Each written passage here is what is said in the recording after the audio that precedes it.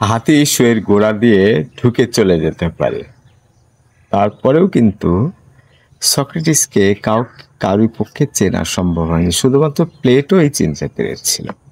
তার মানে অসম্ভব একটা উন্নত দর্শন জ্ঞান, গভীর একটা দর্শন জ্ঞান শুধুমাত্র প্লেটোরই হয়েছিল এবং সে প্লেটো কিন্তু সক্রেটিসের সান্নিধ্যে এসেই পেয়েছিল। তাদের বয়সের পার্থক্য আছে। তারা অনেকটা ছাত্র শিক্ষকের মতো একটা সময় কাটিয়েছে। শিক্ষক বলা হয়, আমি আসলে এটাকে শিক্ষক বলি না, শিষ্য বলি। তাহলে হাতি পর্যন্ত শুঁয়ের গোড়া দিয়ে ঢুকে পার হয়ে যাচ্ছে।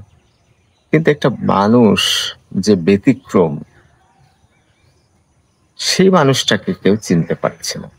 এত একটা সহজ কাজ। রাসূলুল্লাহ সাল্লাল্লাহু আলাইহি সাল্লামের সাহাবী হাতে গোনা অল্প সংখ্যক ছিলেন। কেন? কারণ কোনোভাবেই চিনতে পারছে না যে মানুষটা যা বলে তা আল্লাহর কথাটাকেই ওহীর মাধ্যমে আসার পরে সে বলে।